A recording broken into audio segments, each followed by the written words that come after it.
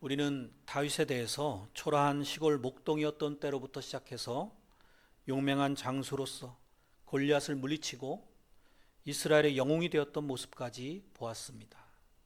그런 모습들을 생각해 볼 때 이제 도망자 신분으로 여기저기 쫓겨다니는 이 다윗의 힘겨운 모습은 우리 인생의 고난에 대해서 다시 한번 깊이 생각해 보게 만듭니다.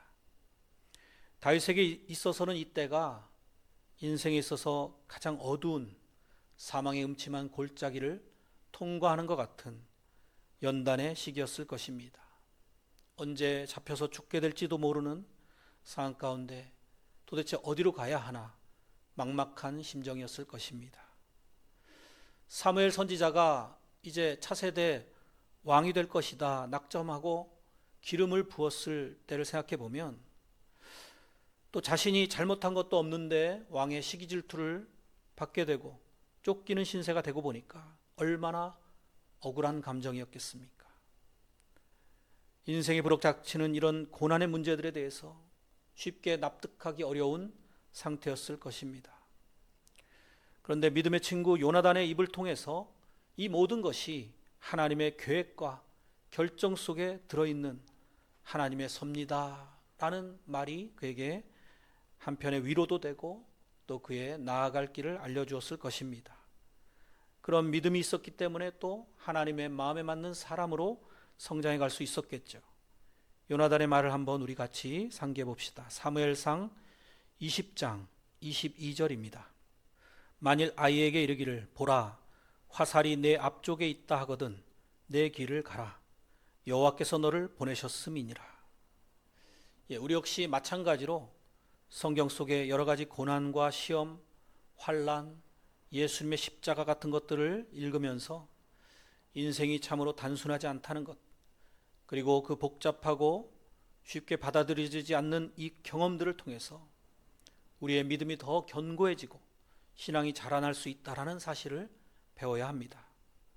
우리가 성경을 통해서 꼭 배워야 하는 것이 바로 하나님께서는 우리를 더 잘 되도록 훈련시키시고 준비시키시는 과정으로 고난과 여러 가지 환경, 또 쓰디쓴 인생의 채찍, 사람 막대기 등을 사용하시고 전체적인 큰 그림은 반드시 합력하여서 선을 이루실 것이라는 이 사실입니다.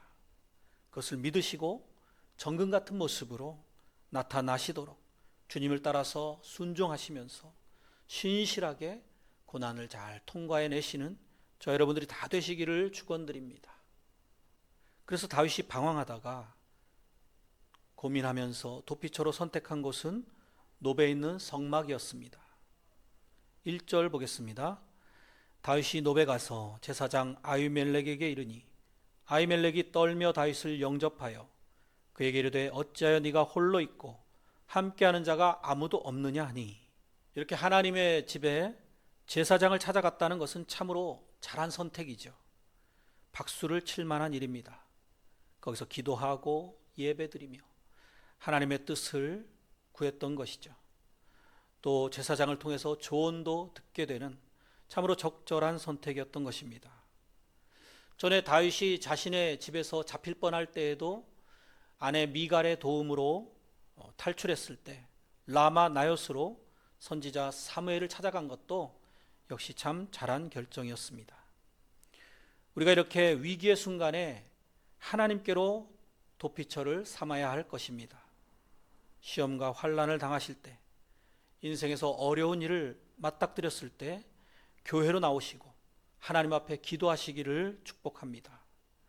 우리가 어려움을 당했을 때 우리의 문제를 털어놓고 또 어떻게 할 것인가 기도로 물으시고 또 목회자에게 기도 부탁도 하고 해결의 방향을 지시받을 수 있는 이 하나님을 가까이 하시고 교회를 가까이 하는 선택이 신앙생활의 기본 중에 기본이라고 할 수 있는 것입니다. 이제 노베에서 다윗은 아히멜렉을 통해 하나님의 뜻을 물었습니다. 어디서 그걸 알 수 있는가 하면 오늘 본문에는 나타나지 않는데요. 그곳에서 있었던 일을 사울 왕에게 도액이라는 사람이 낱낱이 고자질을 했습니다. 도액이라는 신하가 있었는데요. 사무엘상 22장 9절입니다. 그때 에돔 사람 도액이 사울의 신하 중에 섰더니 대답하여 이르되 이새의 아들이 노베 와서 아히두베 아들 아히멜렉에게 이른 것을 내가 보았는데 아히멜렉이 그를 위하여 여호와께 묻고 그에게 음식도 주고 블레셋 사람 골리앗의 칼도 주도이다. 이때만 해도 도액이 다윗의 수배령이 떨어진 걸 몰랐던 것 같습니다. 그래도 다윗의 행동이 수상하니까 눈여겨받았던 것 같습니다. 다윗을 위해서 아히멜렉이 여호와께 기도했다는 것과 음식도 주었는데 이 음식은 제사장들만 먹는 진설병이었어요. 예수님께서 안식일에 제자들이 미리삭을 먹은 사건 때문에 바리새인들의 공격을 받자 이 사건을 예로 들기도 했었죠. 그리고 골리앗의 칼도 아히멜렉이 다윗에게 주었다라는 보고를 왕에게 했습니다. 이렇게 다윗이 성막의 제사장을 찾아간 것은 참 잘한 선택이었지만 그 다음 언행이 좀 아쉬움이 남는 대목이 있습니다. 2절입니다. 다윗이 제사장 아히멜렉에게 이르되 왕이 내게 일을 명령하고 이르시기를 내가 너를 보내는 것과 내게 명령한 일은 아무것도 사람에게 알리지 말라 하시기로 내가 나의 소년들을 이러이러한 곳으로 오라고 말하였나이다. 사울왕이 비밀스러운 임무를 하나 맡겨서 내가 이렇게 혼자 왔다라는 것입니다. 이건 완벽한 거짓말이었죠. 이렇게 하나님의 집을 가까이 한 것은 우리가 본받을 만한 일이지만 다윗이 거짓말하는 모습은 별로 본받을 일이 아닌 것입니다. 성경을 읽다 보면 다윗도 이렇게 거짓말을 했는데 이렇게 받아들일 수 있습니다. 다윗도 때론 바람피지 않았는가 이렇게 우리의 실수를 정당화하는 구실로 삼을지도 모르겠습니다. 하지만 성경을 이렇게 읽는 것은 오용하는 것입니다. 이런 일들을 솔직하게 성경에 기록해 주신 이유가 뭐겠습니까? 그걸 읽고 배우라고요? 그렇지 않죠. 그것을 우리의 반면교사로 삼고 경계로 삼으라고 주신 말씀 아니겠습니까? 다윗은 평소에도 거짓말을 전략적으로 활용하는 것에 대해서 거부감이 별로 없었던 것 같습니다. 바로 직전에 보시면 요나단에게 이제 아버지 사울왕의 의중을 떠보라고 하면서 이런 거짓말을 시키기까지 했습니다. 사무엘상 20장 6절입니다. 내 아버지께서 만일 나에 대하여 자세히 묻거든 그때 너는 말하기를 다윗이 자기 성읍 베들레헴으로 급히 가기를 내게 허락하라 간청하였사오니 이는 온 가족을 위하여 거기서 매년 제를 드릴 때가 되민이이다 하라. 이렇게 거짓말까지 시켰어요. 다른 방법을 찾아보았다면 분명 있었을 텐데도 그는 거짓말이라고 하는 손쉬운 길을 선택했다는 약점을 보였습니다. 사람이 왜 거짓말을 할까요? 사람은 악하기도 하고 또 약하기도 하기 때문입니다. 우리 인간들은 두려움에 휩싸여서 그걸 쉽게 모면하고자 거짓말을 합니다. 이것이 성경이 누누이 강조하는 인간의 본성입니다. 아담의 범죄로 말미암아서 우리는 타락했고 연약함에 휩싸이게 되었습니다. 이것이 바로 원죄의 영향력이죠. 이게 평소에는 잘 나타나지 않다가도 순간순간 나타나서 실수하고 경건한 삶에도 실패하고 마는 것입니다. 그래서 성경은 우리 자신을 자랑하지 말라고 말씀합니다. 대신에 무엇을 자랑하라고 하십니까? 예레미야 9장 23절 여호와께서 이같이 말씀하시되 지혜로운 자는 그의 지혜를 자랑하지 말라. 용사는 그의 용맹을 자랑하지 말라. 부자는 그의 부함을 자랑하지 말라. 자랑하는 자는 이것으로 자랑할지니 곧 명철하여 나를 아는 것과 나 여호와는 사랑과 정의와 공의를 땅에 행하는 자인 줄 깨닫는 것이라. 나는 이 일을 기뻐하노라. 여호와의 말씀이니라. 우리 자신은 자랑할 것이 없는 인생들이고 오직 하나님을 아는 자가 되었다라는 이 사실만이 우리의 유일한 자랑거리라는 사실을 믿으시기 바랍니다. 다윗은 아히멜렉에게 사실대로 말하면 쫓겨날 게 두려웠을 것입니다. 그러니까 깊숙이 들어가 보면 거짓말을 일으킨 내면의 동기는 두려움입니다. 우리가 두려움과 거짓말의 이 연관관계를 기억하고 경계해야 할 것입니다. 그렇지 않으면 우리가 기독교인이라는 정체성을 잃어버리고 쉽게 거짓말을 하게 되고 또 두려워하게 되고 신앙의 정체성이 모호하게 될 수 있습니다. 다윗이 이 순간에 두려워했던 것은 사람이었습니다. 사울이 두려웠고 아히멜렉이 혹시 자신을 돕지 않을까 두려웠던 것입니다. 하지만 우리가 진정으로 두려워해야 할 분은 오직 하나님 한 분밖에 없습니다. 하나님을 두려워할 때, 즉 하나님을 경외할 때 그를 모든 문제보다 크시다라는 것을 우리가 생각하면 사소한 문제들에 사로잡히지 않을 수가 있습니다. 그런데 그렇지 않으니까 두려워하게 되고 작은 문제들이 크게 생각이 되는 것입니다. 시편 56편 11절에 말씀하죠. 내가 하나님을 의지하였은즉 두려워하지 아니하리니 사람이 내게 어찌하리이까. 로마서 8장 33절에 말씀합니다.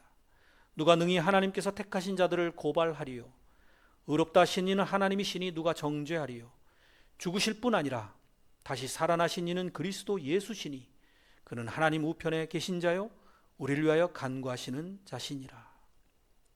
부활하신 예수님이 우리의 편이신데 누구를 두려워하겠냐라는 것입니다. 다윗이 사실 거짓말하면서 한번 하게 되니까 멈출 수가 없었습니다. 8절에서도 이렇게 말합니다. 다윗이 아히멜렉에게 이르되 여기 당신의 수중에 창이나 칼이 없나이까. 왕의 일이 급함으로 내가 내 칼과 무기를 가지지 못하였나이다 하니. 그래서 골리앗의 칼을 받게 돼요. 그가 거짓말하면서 아히멜렉이 어떤 해를 당하게 되지는 않을 것이라 생각했을 것입니다. 혹시 나중에 아히멜렉이 자기를 도와서 떡을 주고 칼을 주었다라는 것을 알게 된다 할지라도 자기가 거짓말해서 어쩔 수 없이 했던 일이기 때문에 아히멜렉에게 해가 가지 않을 것이라 생각했을 것입니다. 하지만 예상과는 달리 거짓말의 결과는 아주 참혹했습니다. 우리가 거짓말의 결과에 대한 경각심을 가지도록 한번 읽어보겠습니다. 사무엘상 22장 16절. 왕이 이르되 아히멜렉아 네가 반드시 죽을 것이요 너와 내 아비의 온 집도 그러하리라 하고 왕이 좌우에 호위병에게 이르되 돌아가서 여호와의 제사장들을 죽이라. 그들도 다윗과 합력하였고 또 그들이 다윗이 도망한 것을 알고도 내게 알리지 아니하였음이니라 하나 왕의 신하들이 손을 들어 여호와의 제사장들을 죽이기를 싫어한지라. 왕이 도액에게 이르되 너는 돌아가서 제사장들을 죽이라 하매 에돔 사람 도액이 돌아가서 제사장들을 쳐서 그날에 세마포 에봇 입은 자 85명을 죽였고 제사장들의 성읍 노베 남녀와 아이들과 젖 먹는 자들과 소와 나귀와 양을 칼로 쳤더라. 다윗의 거짓말로 인해서 아무 죄가 없는 제사장 85명이 죽었고 또 남녀 노소를 불문하고 젖먹이와 가축까지 도륙을 당했다라는 것입니다. 물론 이 일은 1차적으로 사울의 무자비함이 원인이었고 또 에돔 사람 도액이 무자비했던 게 원인이었지만 다윗이 만약 거짓말을 하지 않았더라면 이 사건은 다른 결론이 날 수도 있었을 것입니다. 다윗의 아내 미갈도 아버지 사울왕에게 이렇게 거짓말을 했습니다. 사무엘상 19장 17절에 보면 사울이 미갈에게 이르되 너는 어찌하여 이처럼 나를 속여 내 대적을 놓아 피하게 하였느냐. 미갈이 사울에게 대답하되 그가 내게 이르기를 나를 놓아가게 하라. 어찌하여 나로 너를 죽이게 하겠느냐 하더이다 아니라. 미갈은 자원에서 다윗을 도와줘 놓고서는 다윗이 자기를 죽이려고 했다, 그렇게 협박해서 어쩔 수 없이 했다라고 거짓말을 했습니다. 이렇게 우리는 쉽게 거짓말이라는 것을 통해서 위기를 모면하려고 한다라는 사실을 성경은 끊임없이 보여주고 있습니다. 그런데 보십시오. 미갈이 했던 이 말은 사울왕에게 어떻게 들렸겠습니까? 그렇지 않아도 다윗을 좋지 않게 보고 있었는데 자기 딸을 겁박하고 죽이려 했다라고 하는 사실을 들었을 때 이것은 다윗을 죽일 명분이 되었던 것입니다. 이와 같이 사소한 거짓말이라 할지라도 얼마나 무서운 결과를 초래할 수 있는지를 우리가 눈여겨봐야 할 것입니다. 우리 일상에는 거짓말이 아주 보편화되어 있습니다. 그것이 당장 어떤 표시가 나는 것도 아니고 힘들지도 않으니까 대수롭지 않게 생각할 것입니다. 시장에 가면 물건을 사는 사람들은 지갑에 돈이 있으면서도 돈이 없다라고 깎아달라고 거짓말을 합니다. 또 장사꾼들은 믿지는 장사를 한다고 천하의 거짓말이죠. 한 푼이라도 더 받으려고 합니다. 그럼에도 불구하고 이런 거짓말에 대해서는 별로 죄의식을 느끼지도 않습니다. 그런데 성경은 이것이 분명 하나님의 십계명을 어기는 것이고 또 여러 가지 하나님이 말씀하신 것을 어기는 죄라고 강조합니다. 잠언 21장 6절에 보십시오. 속이는 말로 재물을 모으는 것은 죽음을 구하는 것이라. 곧 불려다니는 안개니라. 어떻게 보면 우리가 가장 쉽게 많이 저지르는 죄이기 때문에 그만큼 무뎌져 있는 것 같습니다. 하지만 성경은 단호하게 말씀합니다. 계시록 21장 8절입니다. 그러나 두려워하는 자들과 믿지 아니하는 자들과 흉악한 자들과 살인하는 자들과 음행하는 자들과 점술가들과 우상 숭배자들과 거짓말하는 모든 자들은 불과 유황으로 타는 못에 던져지리니 이것이 둘째 사망이라. 우리가 이런 것을 좀 마음에 새겼으면 좋겠습니다. 거짓말이라고 하는 것은 하나님께서 분명히 싫어하시는 죄입니다. 사소한 거짓말이라도 죄다라는 이런 부담감을 가져야 할 것입니다. 또 때로는 내가 했던 거짓말로 인해서 선의의 피해자가 생겨날 수도 있는 것입니다. 오늘 아히멜렉 제사장이 대표적인 예가 아니겠습니까? 그러므로 항상 진실만을 말할 수 있는 저와 여러분들이 되시기를 축복합니다. 그리고 이제 다윗이 또 어디로 도망을 가는가 보면 블레셋으로 갔습니다. 10절 그날에 다윗이 사울을 두려워하여 일어나 도망하여 가드왕 아기스에게로 가니. 다윗은 쫓기다 보니까 굉장히 인간적이고 세상적인 방식으로 행동하게 되었습니다. 그의 지혜로 볼 때 이스라엘의 적국인 블레셋으로 가게 되면 사울이 자신을 쫓아오지 못할 것이다 계산했던 것이죠. 우리로 치면 북한으로 도망갔다라고 볼 수 있어요. 거기 가면 목숨은 부지할 것이다 생각했겠죠. 그런데 신하들의 반응이 좋지 않았습니다. 11절 아기스의 신하들이 아기스에게 말하되 이는 그 땅의 왕 다윗이 아니니까 무리가 춤추며 이 사람의 일을 노래하여려되 사울이 죽인 자는 천천히요 다윗은 만만이로다 하지 아니하였나이까 한지라. 다윗이 이 말을 그의 마음에 두고 가드왕 아기스를 심히 두려워하여 그들 앞에서 그의 행동을 변하여 미친 채 하고 대문짝에 끄적거리며 침을 수염에 흘리매 아기스가 그의 신하에게 이르되 너희도 보거니와 이 사람이 미치광이로다 어찌하여 그를 내게로 데려왔느냐. 내게 미치광이가 부족하여서 너희가 이 자를 데려다가 내 앞에서 미친 짓을 하게 하느냐. 이 자가 어찌 내 집에 들어오겠느냐 하니라. 여기서 보면 다윗이 거짓말뿐 아니라 거짓된 행동도 거침없이 하는 것을 볼 수 있습니다. 물론 어느 정도 위기를 탈출하고자 하는 어쩔 수 없는 행동으로 이해할 수도 있습니다. 그것으로 인해서 자기 목숨을 구할 수 있었기 때문이죠. 하지만 하나님의 사람으로서는 굉장히 부끄러운 행동이었습니다.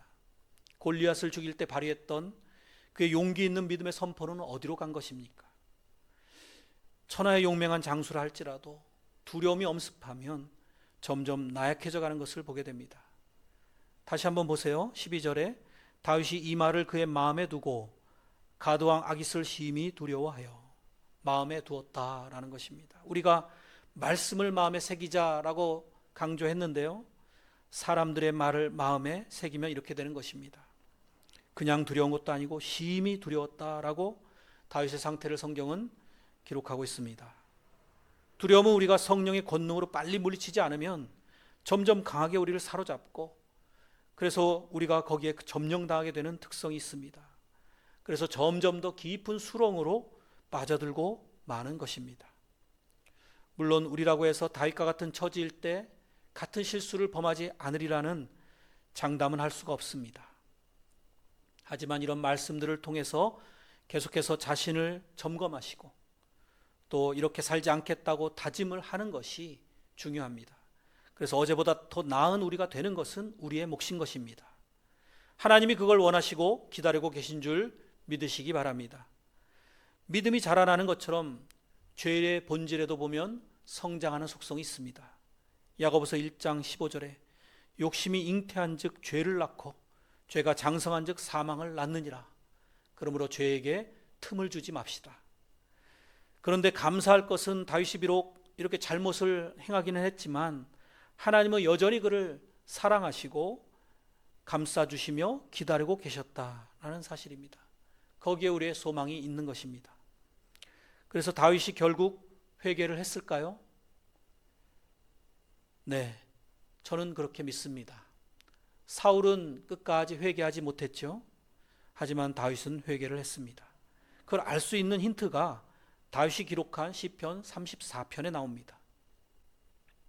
18절 여호와는 마음이 상한 자를 가까이 하시고 충심으로 통회하는 자를 구원하시는도다. 회개했음을 엿볼 수 있죠. 이 시편 34편의 기록 배경을 보면 다윗이 아비멜렉 왕 앞에서 쫓겨났을 때라고 기록이 되어 있습니다. 즉 다윗이 미친 척 흘렸던 수염에서 침을 닦아낸 그 사건 이후에 일들을 반추해서 쓰여진 시편인 것입니다. 몇 구절 더 살펴보겠습니다. 4절 내가 여호와께 간구하며 내게 응답하시고 내 모든 두려움에서 나를 건지셨도다. 6절 이 곤고한 자가 부르짖음에 여호와께서 들으시고 그의 모든 환난에서 구원하셨도다. 7절 여호와의 천사가 주를 경외하는 자를 둘러 진치고 그들을 건지시는도다. 8절 너희는 여호와의 선하심을 맛보아할지어다. 그에게 피하는 자는 복이 있도다. 이렇게 다윗은 자기가 연기를 해서 위기에서 빠져나오긴 했지만 그 당시에 자신을 구원했던 것은 자신의 행동이 아니라 하나님의 자비하심 때문이었다라는 생각을 했습니다. 그래서 이렇게 또 이야기합니다. 11절 너희 자녀들아 와서 내 말을 들으라. 내가 여호와를 경외하는 법을 너희에게 가르치리로다. 이제 여호와 경외하는 법을 우리에게 가르치겠다라고까지 이야기하고 있습니다. 그런데 우리가 잠깐 살펴보았지만 사무엘상 21장의 다윗의 모습은 여호와를 경외하는 모습이 별로 나타나 있지 않았어요. 성막으로 피신했던 것 말고는 별로 그런 모습이 나타나질 않지 않습니까? 두려워하고 사울왕을 두려워하고 아기스 왕을 두려워하고 또 거짓말을 하고 이러한 모습 속에 하나님을 경외했던 다윗의 모습은 별로 나타나질 않습니다. 그런데 이렇게 이제 그때 사건을 기억하면서 쓴 시편을 보니까 그가 마음의 충심으로 통회하고 회개했다라는 것을 알 수 있습니다. 그는 실패로부터 배웠던 것입니다. 그리고 이제 우리에게 환난 날에 우리가 해야 될 최선의 일이 하나님을 경외하는 것이다 라고 가르치고 있는 것입니다. 사람을 두려워할 것이 아니라 오직 하나님만을 두려워해야 된다 라고 증거하고 있는 것입니다. 12절 보십시오. 생명을 사모하고 연수를 사랑하여 복받기를 원하는 사람이 누구뇨? 그는 생명을 사랑했죠. 자기의 생명을 구원하기 위해서 그렇게 도망자의 삶을 살았던 거 아닙니까? 여러분 장수의 복을 원하십니까? 다윗의 답변을 한번 들어봅시다. 생명을 사모하고 오래 살기를 연수를 사랑하여 복받으려는 자가 추구해야 될 한 가지에 대해서 그 다음 구절에 이야기하고 있습니다. 13절 내 혀를 악에서 금하며 내 입술을 거짓말에서 금할지어다. 이 당시에 자신이 했던 일들을 이렇게 회개하고 난 이후에 우리에게 그렇게 살지 말라고 교훈하고 있습니다. 자신의 거짓말이 가져온 문제점을 철저히 깨달았던 것입니다. 그 죄로 인해서 사망의 구덩이로 점점 더 빠져들었던 것을 깨달았기 때문에 우리에게 그런 거짓말쟁이가 되지 말라고 강조하고 있는 것입니다. 그리고 그는 계속해서 하나님의 구원에 대해서 노래합니다. 19절 의인은 고난이 많으나 여호와께서 그의 모든 고난에서 건지시는도다. 결국 우리가 구원을 받을 수 있는 것은 골리앗의 칼이 아닙니다. 하나님의 섭리, 하나님의 개입, 하나님의 은혜라는 것을 깨달아야 되는 것입니다. 우리가 사무엘상을 계속해서 보면서 발견해야 되는 것은 어떤 고난과 시험과 환난이 오더라도 하나님을 끝까지 신뢰해야 한다는 사실입니다. 오늘 부활절에 특별히 이 시편 34편에서 또 눈여겨볼 수 있는 구절이 하나 있습니다. 20절입니다. 그의 모든 뼈를 보호하시며 그 중에서 하나도 꺾이지 아니하도다. 다윗의 시편 속에는 메시아 예언 구절들이 많이 포함되어 있다라고 학자들이 연구해냈습니다. 이 구절 역시 예수님께서 십자가에 죽으시되 뼈가 꺾이지 않으시리라는 예언이 담겨져 있다고 봅니다. 십자가에서 죄인들을 죽일 때 너무 오랫동안 죽지 않고 있으면 옆구리에 창을 찔러서 먼저 죽었는지를 확인하고 그래도 안 죽었으면 뼈를 꺾어서라도 빨리 죽게 만들었습니다. 그런데 예수님은 이미 창에 찔리셨을 때 죽은 것이 확인이 되었기 때문에 뼈까지 꺾이지는 않았습니다. 사랑하는 성도 여러분, 생사화복을 전반적으로 주관하시는 분이 하나님이시라는 사실을 믿으시기 바랍니다. 그런데 우리는 생과 복만을 좋아하고 사, 즉 죽음과 화, 즉 시험, 고난, 환난은 기피하려는 경향이 있습니다. 그래서 우리의 신앙이 갈수록 약해집니다. 사랑의 하나님, 복 주시는 하나님만을 생각하려 하고 심판의 하나님, 화도 내시고 연단도 주시는 그 하나님에 대해서는 자꾸만 외면하려 하는 것입니다. 부활의 새 생명을 누리시는 이 부활절 아침에 아직도 우리에게 남아있는 옛사람은 지워버리실 수 있도록, 그래서 이제 우리에게 요구되는 것은 예전에는 죄를 지을 수밖에 없는 우리였지만 이제는 의와 거룩의 열매를 맺고 영광의 길로 나아가야 한다는 이 결단을 하시기를 바랍니다. 우리 마음에 거짓말을 포함한 어떤 죄악이든지 미워할 수 있는 이 마음이 강화되시기를 바랍니다. 그래서 우리 마음을 하나님이 거하시는 거룩한 성전 삼으시기를 축복합니다.